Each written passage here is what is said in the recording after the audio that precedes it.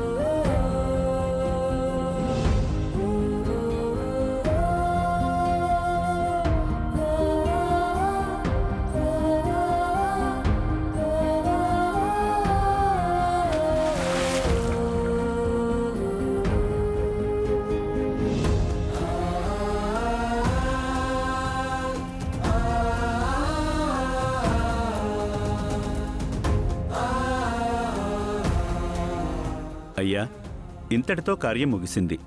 ఇకపోతే మీతో ఒక మంచి మాట చెప్పాలనుకుంటున్నాను.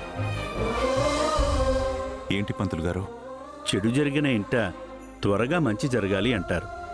మీరు తక్షణం ఒక శుభకార్యం జరిపించాలి. ఇప్పటికిప్పుడు మా ఇంట్లో శుభకార్యం ఏముంది పంతులు గారు? ఒక మరణానికి వీడ్కోలు పలికారు, అలాగే ఒక జననానికి స్వాగతం పలకండి. అర్థం కాలేదు పంతులు గారు. మీ కోడలికి సీమంతం జరిపించండి అయ్యా.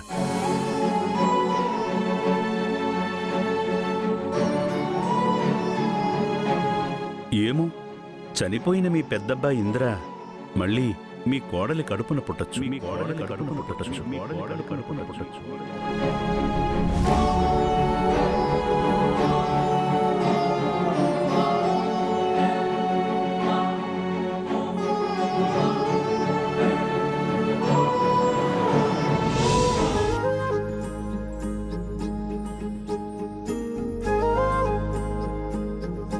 చాలా థ్యాంక్స్ అహల్య గారు. దేనికండి? ఇందాక మీరు వస్తారని నేను ఊహించలేదు. నాన్నను ఒప్పించి ఇంద్ర కార్యంలో నేను కూడా పాలు పంచుకునేలా చేశారు.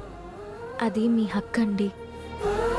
ఇంద్రగారిపై మీ నాన్నగారు ఎంత బాధ్యత తీసుకున్నారో అంతకు మించిన బాధ్యత మీరు తీసుకున్నారు. అంత పెద్ద బాధ్యత మీ తలపై ఎత్తుకున్నందుకు ఈరోజు మీకు ఏ గుర్తింపు లేకపోవచ్చు. కనీసం మీ హక్కునైనా కాపాడాలని నేనొచ్చాను. ఎప్పుడూ ఏదో ఒక భయంతో ఉండే మీకు అంత ధైర్యం ఎలా వచ్చిందండి? మా నాన్నగారి ముందు అంత ధైర్యంగా ఎలా మాట్లాడారు? నాకంత ధైర్యాన్నిచ్చింది మీరేనండి.